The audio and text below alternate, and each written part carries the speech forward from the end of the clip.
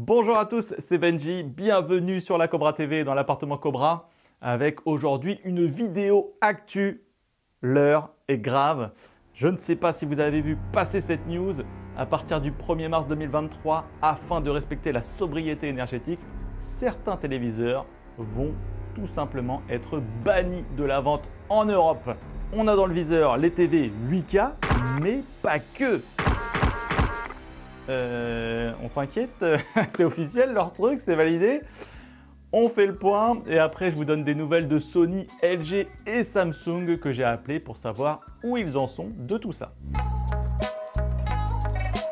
Mars 2021, la Commission européenne avait déjà fait évoluer le règlement en matière d'étiquetage énergétique. Vous savez, là, les petites étiquettes colorées qu'on retrouve sur tous les produits électroménagers et qui indiquent leur classe énergétique qui va de A, les bons élèves, à G, plutôt ceux qui sont au fond de la classe, ainsi que leur consommation électrique en kWh pour 1000 heures d'utilisation. Ce nouveau projet de loi, qui devrait être acté d'ici la fin de l'année pour une entrée en vigueur le 1er mars 2023, eh bien, c'est la validation d'un nouveau barème EEI. Ce barème, en fait, introduit une consommation énergétique maximale en watts à ne pas dépasser, sous peine d'être interdit à la vente. Une consommation max qui est établie pour chaque diagonale d'écran. Donc, la résolution et la technologie n'entrent plus en ligne de compte. Et du coup, les téléviseurs 8K mini LED ou même futurs micro LED se retrouvent avec le même barème que les téléviseurs 4K. Donc un télé 8K qui affiche 33 millions de pixels contre 8 sur un 4K, je peux vous dire que la consommation en électricité, c'est pas du tout la même chose. Le site spécialisé Flat Panel HD a d'ailleurs partagé un tableau de consommation max suivant la taille d'écran. En suivant ce barème, eh bien, on s'aperçoit vite que la plupart des TV 4K respectent d'ores et déjà la limitation. On est hors clou pour les TV 8K, mais également certaines références mini LED à forte luminosité, comme le QN95B de Samsung qui dépasse les 2000 nits, et aussi la nouvelle technologie QD-OLED. Chaud!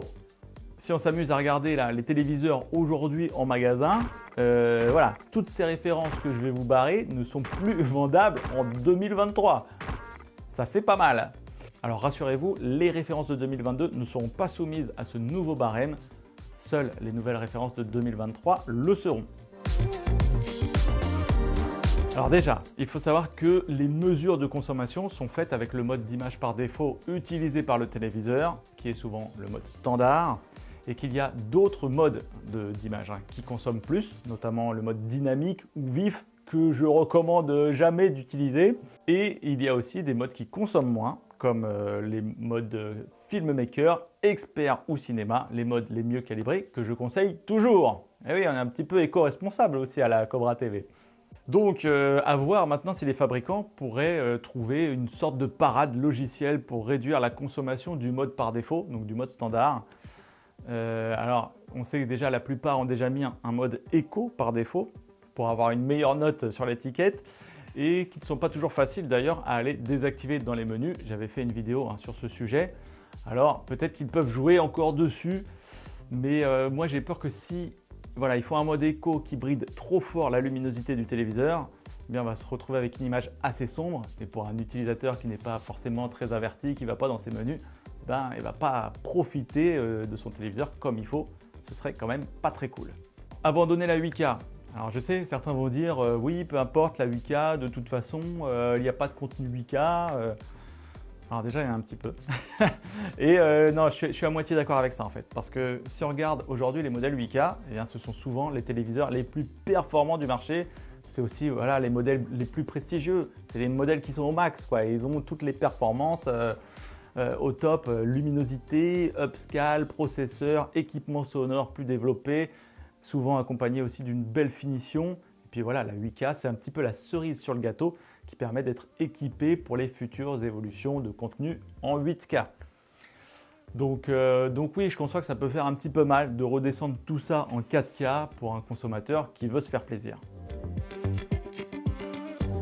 Alors Sony, de son côté, nous confirme que cette loi va être passée telle qu'elle est exposée. Voilà, il n'y aura pas de concession et surtout, elle ne concernera bien que les nouveaux produits, c'est-à-dire ceux des gammes 2023. Donc on est tranquille sur tout ce qui est 2022.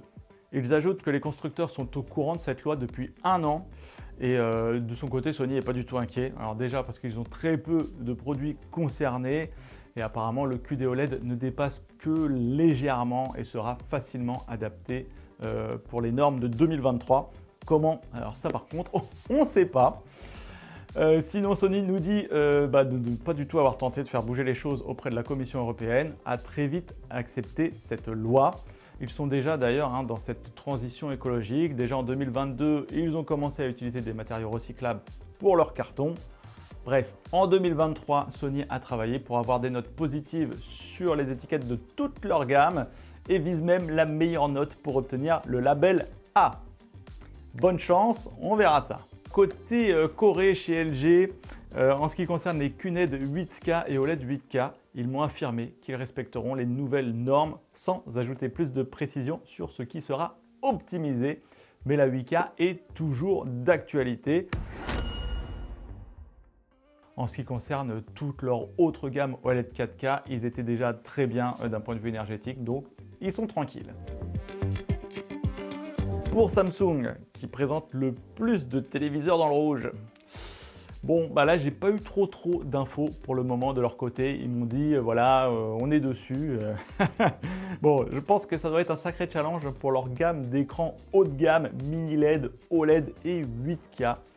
En tout cas, réduire la consommation d'énergie est au cœur de leurs préoccupations, puisque un 65 pouces 8K en 2020 consommait 320 watts contre 246 en 2022, soit environ 25% de moins d'énergie consommée. Voilà, allez, on y croit Samsung, vous pouvez le faire. Voilà pour les infos. Alors, dites-moi ce que vous en pensez, si vous trouvez ça cool, pas cool, si c'est n'importe quoi, si du coup vous avez envie d'acheter un modèle 2022, que vous avez peur de 2023. En tout cas, de notre côté, on sera bien attentif à cette problématique l'année prochaine lors des découvertes des nouvelles gammes 2023. En attendant, toutes les plus belles références de TV sont à voir, écouter, tester dans les magasins Cobra qui présentent un rayon de fou avec énormément de grande taille, dont le très impressionnant LG OLED 97 pouces, le plus grand OLED du monde. Voilà, c'était Benji. Merci beaucoup d'avoir regardé la vidéo et je vous dis à très bientôt sur la Cobra TV.